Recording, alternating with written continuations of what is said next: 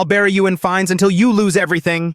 Karen Wellington, the HOA Vice President, screamed before deliberately parking her bright yellow Lamborghini right in my garage. Good luck moving it, you pathetic, lonely old man. She was recording a video too, laughing at me in front of the whole neighborhood. Big mistake. What she didn't know was that I used to be an insurance investigator with 20 years of experience handling automotive fraud. Let me know where you're watching from if you've ever dealt with neighbors like this. The story you're about to hear is truly unbelievable. At 6:15 a.m. on November 15th, 2025, I pressed the garage opener and nearly dropped my coffee, parked in my bay.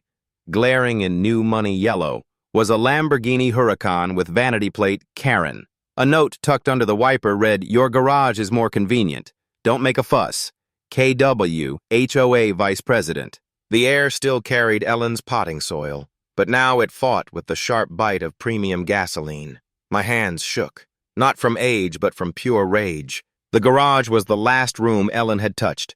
Her small pot of dendrobiums sat by the workbench, leaves still dusted with the faint white of her fingerprints. I documented everything: 37 photos from fixed positions, timestamps, the note, the vanity plate, and pulled the Hikvision footage. The timestamp at 10:47 p.m. showed Karen using a universal remote to open my door. The camera angle covered the driveway and garage entrance. The footage was clear enough to show her face and the remote in her hand. My old investigation notebook, the black leather one Ellen gave me for our 20th anniversary, came out of retirement. I wrote down every detail while the evidence was fresh. Karen Wellington had inherited her late husband's real estate empire 2 years ago and, within a month, got herself elected HOA Vice President. Her son, Blake, 19 and home from USC, was cut from the same cloth. The kid raced through our streets at 2 a.m. posting videos of his stunts, but the Wellingtons had enough money to keep everyone quiet in Pleasanton Hills. My first instinct was to call the police, but I knew better. I'd investigated enough cases to understand how these things played out. Without proper documentation, it would be my word against the HOA Vice Presidents. So I did what I'd always done in my career: I built a case. I checked the California Vehicle Code, which prohibits parking on private property without permission. Our HOA bylaws, Section 7.3, stated the same thing in clearer terms. She knew the rules. She just didn't think they applied to her. I walked to her house at 7:30 a.m., still in my pajamas and robe, trying to be reasonable. Her mansion was all glass and sharp angles, the kind of place that screamed, "Look at me." The doorbell played some classical tune I didn't recognize. Blake answered, shirtless despite the cool morning, a protein shake in one hand. "Yeah," he said, looking at me like I was something he'd scrape off his shoe. "I need to speak with your mother about her car in my garage," I said calmly. He laughed. Actually laughed. "Mom's at her Pilates class. She said some old dude might come crying about parking. She also said to tell you the HOA fees you pay barely cover lawn maintenance, while we pay $850 a month. Maybe that helps you understand the pecking order around here." The dismissal burned, but I kept my composure. "Tell your mother she has until noon to move the vehicle, or I'll have it towed at her expense," I said evenly. Blake's smirk widened. "Good luck with that. Gramps, every tow company in a 20-mile radius has our business on speed dial. They won't touch Mom's cars." He started to close the door, then paused. "Oh, and Mom wanted me to remind you that she's reviewing all property compliance next month. That dead garden in your garage probably violates the beautification standards, just saying." The door slammed in my face. Back home. I stood in my garage staring at the yellow monstrosity that had invaded my space. Ellen's dendrobiums seemed to wilt further in its presence, as if even they could sense the violation. I thought about our life here. 32 years in this house, raised 2 daughters, buried 1 wife. This garage had seen Ellen's art projects, Sarah's first driving lesson, and Emily's wedding decorations. Now it housed a rich woman's toy, a symbol of everything wrong with what our neighborhood had become. I made myself another coffee and sat at my kitchen table with the laptop. The screen glowed as I navigated to legal databases I hadn't accessed in 3 years. My fingers still remembered the passwords: California towing laws, HOA dispute procedures, and property rights precedents. Every search term brought back the familiar rush of building a case. But this time, it was personal. This time, It was about more than insurance fraud or stolen goods. This was about dignity, about the last space where Ellen's presence still lingered, about standing up to people who thought money made them untouchable. Julia Martinez from 2 doors down knocked around 9 a.m. at 82. She was one of the last original residents like me. "I saw the whole thing on my Ring camera last night, Marcus," she said quietly, glancing around as if Karen might hear. "That woman has no shame. You want me to write a statement?" I squeezed her hand gratefully. "Not yet, Julia, but thank you. Just keep that footage safe." She nodded and whispered, "Ellen would be proud of you for standing up to her." After she left, I felt something shift inside me. This wasn't just my fight anymore. I picked up my phone and called Bob's Towing, then Ace Towing, then 3 others. Each one gave me the same story: they couldn't help with any vehicles belonging to the Wellington family. The fix was in, just like Blake had promised. But I'd dealt with corruption before, just on a smaller scale. There were always ways around people who thought they'd covered every angle. I closed my notebook, set down my coffee, and began calling the numbers I had memorized years ago. By noon, Karen Wellington stood in my driveway like she owned it, which I suppose she thought she did. She wore designer workout clothes that probably cost more than my monthly pension, her blonde hair still perfect from Pilates. "Thomas Garrett," she said, pronouncing my name like it left a bad taste. "Blake tells me you threatened to tow my car. How adorable." She pulled out her phone and started recording. "Everyone needs to see this. Our neighborhood's senile resident is harassing me because I parked in his empty garage for one night. One night. People." I kept my voice steady despite the audience gathering on the sidewalk. "Mrs. Wellington, you entered my property without permission and parked your vehicle in my garage. That's trespassing and a violation of the vehicle code. Please remove it immediately." She laughed, a sound like breaking glass. Vehicle code. Listen to him trying to sound official. This is what happens when people can't afford to retire properly. They become bitter little tyrants. She turned the camera to face her. "I pay $850 every month in HOA fees. This man pays what? $300. Yet he thinks he can dictate where I park in an emergency. What emergency required you to break into my garage at 10:47 last night?" I asked. The question made her pause for half a second before her smile returned, sharper than before. "I don't need to explain myself to you, but if you must know, there were suspicious individuals near my property. I needed secure parking immediately." The lie came so easily. I almost admired it. "I have security footage showing you arrived home at 9:15 and didn't move your car until you broke into my garage," I said. The crowd murmured, phones pointing between us like weapons. Karen's eyes narrowed to slits. "Footage. You've been watching my house, recording me without consent." She spun to address her audience. "This man is stalking me. He's probably been watching all of us." It was a masterful deflection. I had to admit, already, I could see doubt creeping into my neighbors' faces. "My camera only covers my own driveway and garage, as you well know, since you had to stand directly in front of it to break in," I countered, but she was already moving to her next attack. "Let's talk about what this is really about," she announced, gesturing dramatically at my house. "This man has been trying to sell to me for months. I offered him $1.2 million in cash, well above what this property is worth, given its condition. He refused, probably hoping to drive the price up. Now he's manufacturing drama to pressure me." The accusation hit like cold water. I'd refused her offer privately 6 months ago, never telling anyone.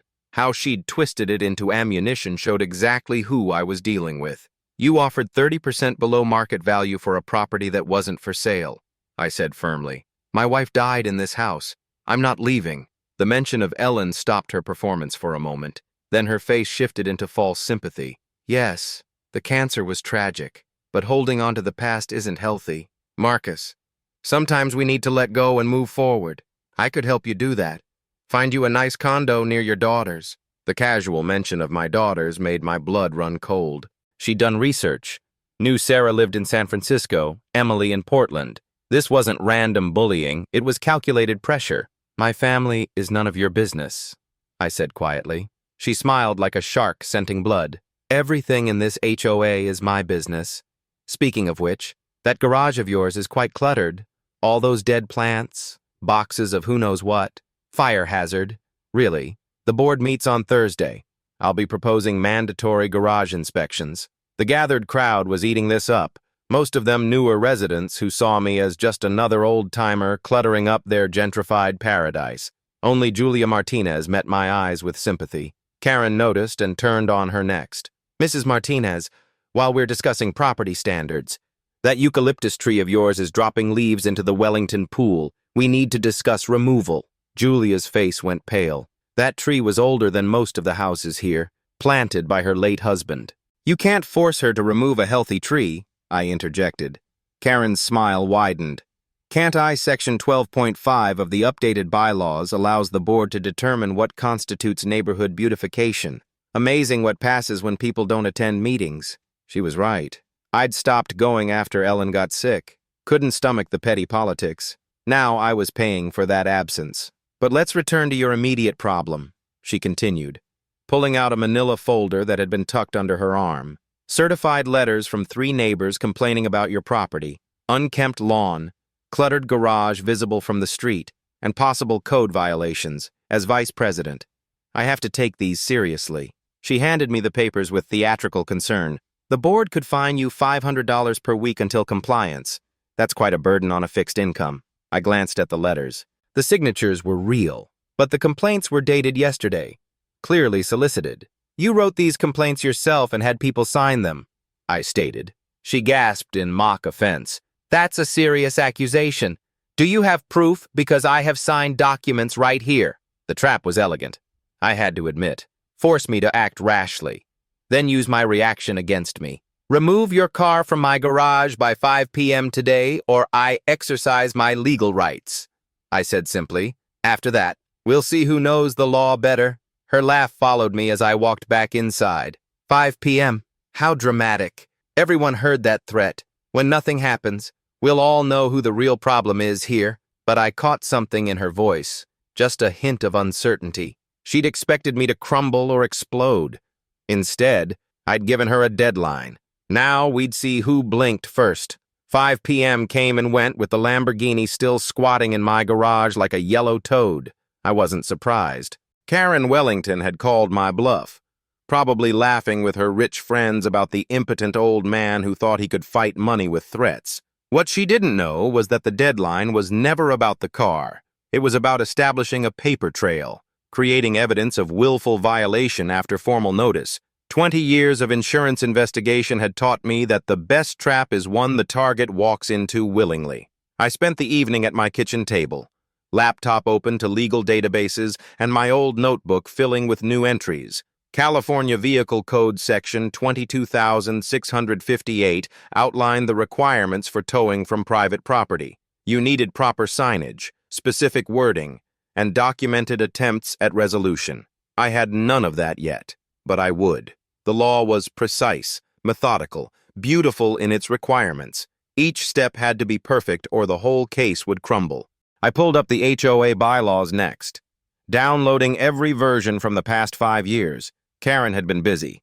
The amendments she'd pushed through were subtle but devastating, giving the board powers that would make a dictator jealous. My phone rang at 9 p.m. Sarah's voice came through tinny but concerned. Dad, I got a weird call today at the firm. Someone asking if you were mentally competent, claiming to be doing a wellness check for the neighborhood association. My hand tightened on the phone. So Karen was already trying to build a case for incompetence, probably planning to have me declared unfit to maintain the property. I'm fine, sweetheart. Just dealing with a difficult neighbor. Did they leave a name? She paused, and I could hear her typing. The receptionist said it was a Blake Wellington. Dad, what's going on? I explained the situation, keeping my voice calm despite the anger burning in my chest. Sarah listened. Then her prosecutor instincts kicked in. She's establishing a pattern for legal action, the complaints, the competency check. She's building a case to force you out. Dad, you need to document everything, every interaction, every witness, every piece of evidence. I smiled, despite everything. Where do you think you learned that from? I've got 40 pages of notes already. She laughed, but I could hear the worry underneath. Just be careful. People like this, they don't play fair. After we hung up, I made myself a sandwich and went back to work. The security footage from last night needed to be backed up in multiple locations. I uploaded it to 3 different cloud services, emailed copies to Sarah, and even burned it to DVD like it was 2005. Then I started drafting formal letters. One to Karen demanding immediate removal of the vehicle. One to the HOA board documenting the trespass. One to the police department requesting a report for unlawful entry. Each letter referenced specific codes, included timestamps, and attached evidence. By midnight, my printer was hot and my eyes burned from screen glare. Tuesday morning brought an unexpected ally. Dr. Lynn from 2 houses over knocked at 7 a.m., looking agitated. "Marcus, I need to speak with you. Yesterday, someone took all 4 wheels off my Porsche, $8,000 racing wheels. Gone," the police said without evidence. "They can't do much." I invited him in for coffee, my mind already connecting dots. "When did it happen?" I asked. He rubbed his temples, exhausted. "Sometime Monday night. I have cameras, but they mysteriously malfunctioned. The whole system went down at midnight and came back at 4 a.m. That's very precise," I said carefully, almost like someone knew exactly how to disable them. He nodded, anger flashing in his eyes. "Wellington's son was at my house last month for a charity event. He spent a lot of time asking about my security system and said he was interested in tech. I thought he was just being polite. I pulled out my notebook and started writing. Would you be willing to put that in a statement?" Dr. Lynn hesitated, then set his jaw. "You know what? Yes, I'm tired of being afraid of these people." Wednesday arrived with certified letters in my mailbox. Karen had filed formal HOA complaints about my property, each one more ridiculous than the last. Grass height violation measured at 3.2 inches instead of the regulation 3.0. Visible storage in the garage is creating an eyesore. Failure to maintain decorative standards. The fines totaled $2,000 with weekly additions until compliance. It was a financial assault designed to break me, but she'd made a crucial mistake.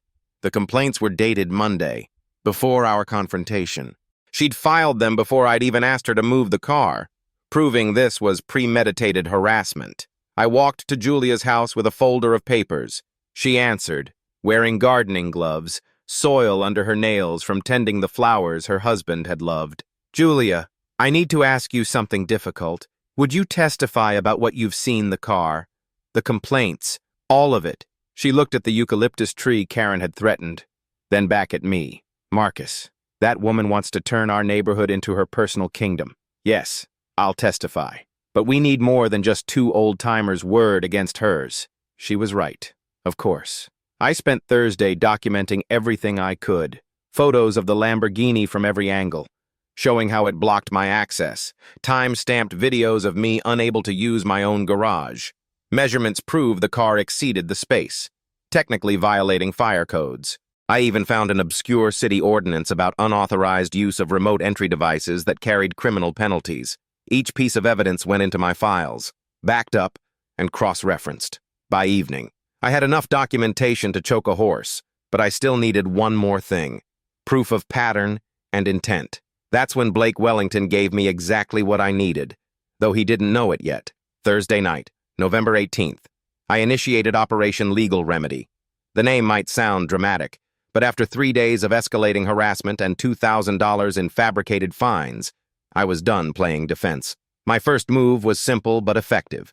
At 6 p.m., I posted a bright yellow sign on my garage door: "Private property, unauthorized vehicles will be towed per California Vehicle Code Section 22658. 24-hour notice posted." I made sure to photograph the sign with a newspaper showing the date, then sent copies to my lawyer daughter and uploaded them to my cloud storage. Karen would see it within the hour. I was certain. Her type always kept tabs on their victims. Sure enough, at 7:15 p.m., she was at my door with Blake slouching behind her. "This is harassment," she announced, waving her phone at me. "I'm documenting this targeted attack on a board member. You realize the legal implications of threatening an HOA officer." I stayed calm, keeping the door chain engaged between us. "Mrs. Wellington, that's a legal notice required by state law before towing unauthorized vehicles. You've had 4 days to move your car. This is your final warning."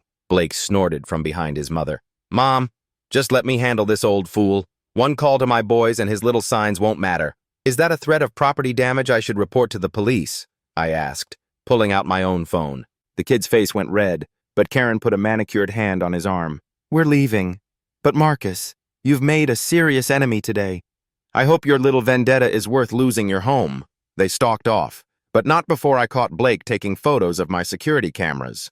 That worried me more than Karen's threats. The boy was planning something. Friday morning, I executed Phase 2.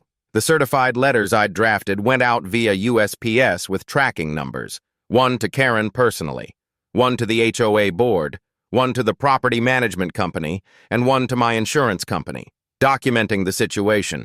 Each letter contained the same information timeline of trespass, evidence of unauthorized entry, demand for immediate removal, and notice of intent to tow if not resolved within 24 hours. The tracking showed delivery confirmation by 2 p.m. Now it was official, documented, and legally bulletproof. I spent the afternoon installing 3 new Reolink cameras with overlapping coverage. If Blake tried to disable my security like he had Dr. Lynn's, he'd have to take out multiple systems simultaneously. I also added motion-activated floodlights that would trigger recording on all cameras. The installation took 4 hours in the November cold, but my arthritis was nothing compared to the satisfaction of building an airtight case. Each camera fed to a separate storage system, including one that uploaded directly to a server Sarah had set up for me. At 8 p.m., I called Bob's Towing again, this time with leverage. "Bob, it's Thomas Garrett. I know the Wellingtons have you on retainer, but I'm offering something different.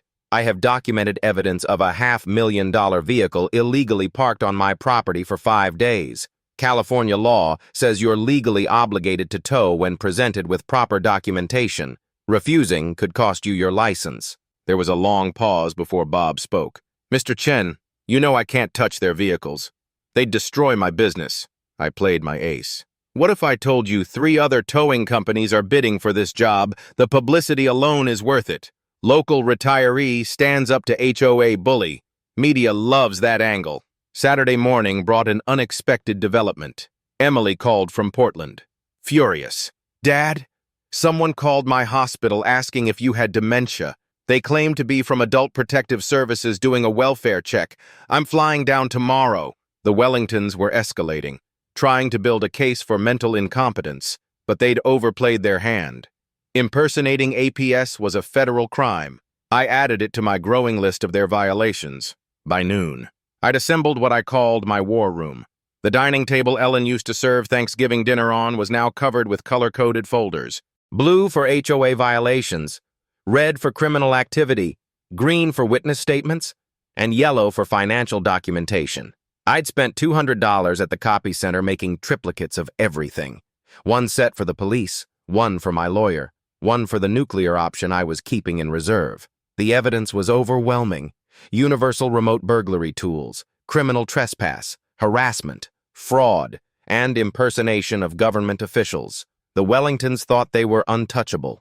They were wrong. The breakthrough came at 3 p.m. I was reviewing security footage when I noticed something odd. Thursday night at 11:47 p.m. Blake's Mercedes had cruised past my house slowly, then again at 12:15 a.m., and again at 12:43 a.m. He was casing my property, probably planning to sabotage the cameras, but he'd made a crucial mistake. His passenger was holding something that reflected the streetlight, something that looked suspiciously like a wheel lock removal tool, the same kind used to steal Dr. Lynn's Porsche wheels. I called Dr. Lynn immediately. "Can you check if your cameras caught anything Monday around midnight, just before they went dark?" 20 minutes later, he called back, excited. "There are 12 seconds of footage before the system crashed. A figure in black is approaching the control box. But Marcus, here's the interesting part. He's wearing a USC varsity jacket. How many of those do you think are in our neighborhood? Only one. And he lived 3 houses down from me in a glass mansion built on intimidation." Sunday morning, November 19th. At 3:45 a.m., Karma arrived wearing a black hoodie and carrying professional automotive tools. I wasn't sleeping anyway. Hadn't been able to since Karen's escalating harassment began. I was at my desk reviewing legal precedents when my new motion sensors blazed to life, flooding my driveway with brilliant white light. The cameras captured everything in crystal clarity. Blake Wellington, still drunk from whatever Saturday night party he'd attended, was stumbling around Karen's Lamborghini with a pneumatic wheel gun. The boy who'd stolen Dr. Lynn's $8,000 wheels was about to give me the evidence I needed, though not in the way anyone expected. I watched through my window as Blake positioned the jack under the Lamborghini's frame.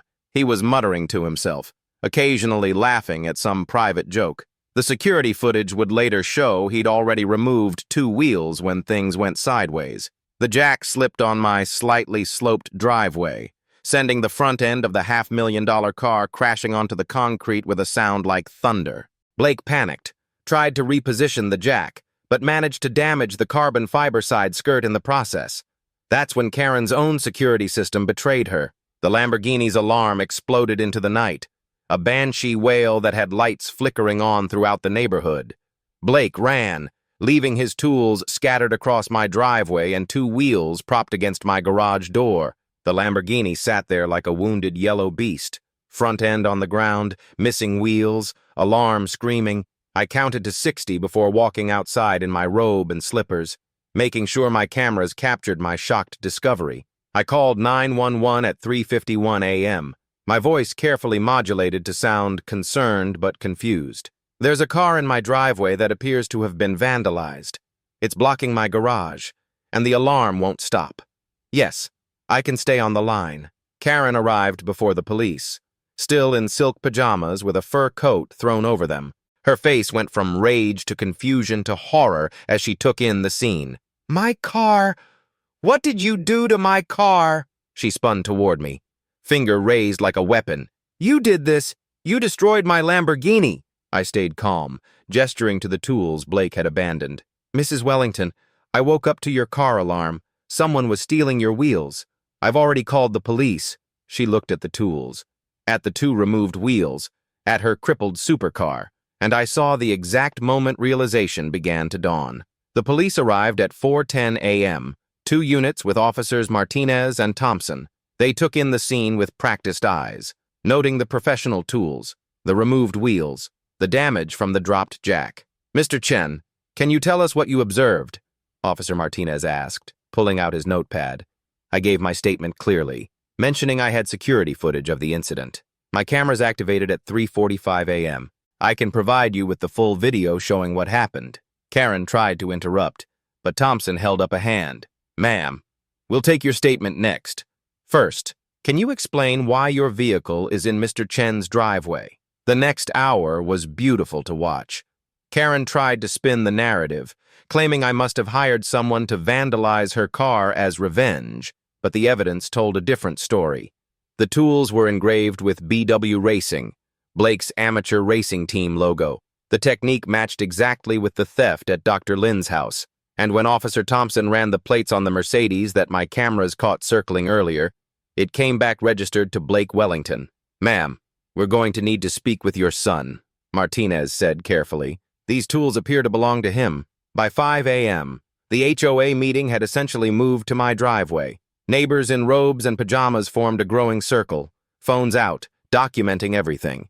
Julia Martinez stood next to me, providing running commentary to anyone who'd listen about the weeks of harassment I'd endured. Dr. Lin arrived with printed screenshots from his security system, showing Blake in his USC jacket moments before his cameras were sabotaged. The Lamborghini's alarm had finally died, leaving an eerie silence broken only by Karen's increasingly desperate attempts to control the narrative. Blake arrived at 5:30 a.m., driving his Mercedes with the confidence of someone who had no idea his world was about to implode.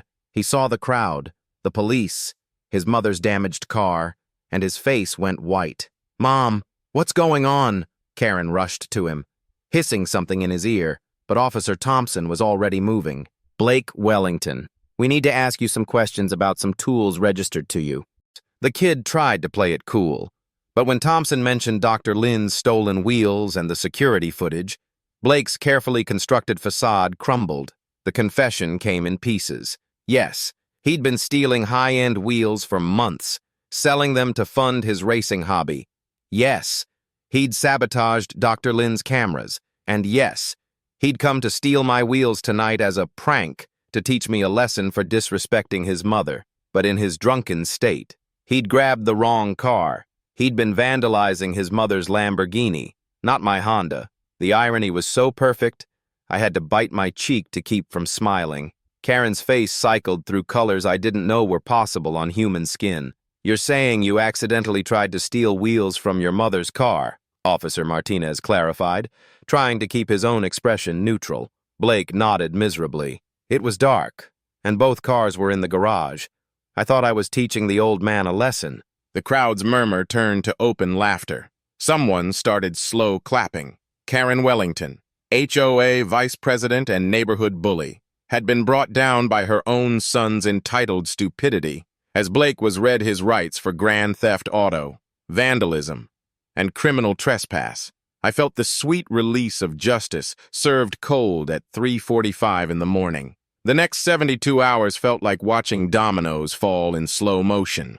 Blake Wellington was charged with grand theft under California Penal Code Section 487, felony vandalism under Section 594, and criminal trespass. His bail was set at $50,000. But the real avalanche began when Detective Sarah Yee from the Auto Theft Division connected Blake's tools to 7 other high-end wheel thefts across Pleasanton over the past 6 months. Suddenly, my garage invasion had blown open a case worth over $200,000 in stolen property. Monday's emergency HOA meeting was standing room only. 127 residents packed into the community center, with more watching through the windows. Karen Wellington sat at the board table, trying to maintain her vice presidential authority, but the whispers had already started. I sat in the third row with my manila folders, waiting for my moment. The agenda supposedly covered routine matters, but everyone knew why we were really there. Board President Robert Hayes, a retired judge who'd stayed neutral in our conflict, called the meeting to order with obvious reluctance. "Before we begin scheduled business," Hayes said, adjusting his glasses, "we need to address the events of this weekend. Mrs. Wellington, would you like to make a statement?" Karen stood, designer suit immaculate, trying to project confidence. "My family has been the victim of a targeted harassment campaign. My son made a youthful mistake while trying to defend his mother from a vindictive neighbor. I'm sure once the facts come out, everyone will understand." The room erupted in murmurs. That's when I stood up. "May I address the board?" I asked. Hayes nodded, looking relieved that someone else was taking charge. I walked to the front with my folders, setting them on the podium with deliberate precision. "I'd like to present evidence of a pattern of harassment, intimidation, and abuse of power by our vice president." I pulled out the first document. November 15th, Mrs. Wellington illegally entered my garage using a universal remote, a federal crime under FCC regulations. Here's the security footage. I connected my laptop to the projector, and suddenly Karen's crime was playing in high definition for everyone to see. The room went silent as I methodically presented each piece of evidence. The threatening note, the false complaints dated before our confrontation, the attempts to have me declared mentally incompetent, the call to Emily's hospital impersonating Adult Protective Services, a federal crime. Dr. Lynn testified about his stolen wheels and Blake's suspicious interest in his security system. Julia Martinez confirmed witnessing Karen's threats about her eucalyptus tree. Other neighbors started speaking up, sharing their own stories of intimidation and arbitrary fines. The Wellingtons' reign of terror was unraveling before everyone's eyes. "Furthermore," I continued, pulling out my final folder, "I've discovered Mrs. Wellington has been using her position to manipulate property sales in our neighborhood. She's driven out 3 elderly residents in the past year with fabricated violations, then had associates purchase their homes below market value." I showed the contracts, the shell company connections, and the pattern of harassment followed by lowball offers. She offered me $1.2 million for my home, 30% below market value, 6 months ago. When I refused, this campaign began. Karen's lawyer tried to object, but the evidence was overwhelming. When I showed the email from her realtor friend saying, "He'll give up in 3 months," several board members gasped. The final nail was the police report confirming Blake's confession and the federal charges pending for the APS impersonation. Board member Patricia Wong made the motion to remove Karen from her position, effective immediately. The vote was 9-1, with only Karen voting against. But the consequences didn't stop there. By Thursday, news of the scandal had reached Karen's business associates. 3 major contracts worth $4.2 million were canceled. The Real Estate Commission opened an investigation into her predatory practices. Blake's racing sponsors dropped him. His USC admission was under review.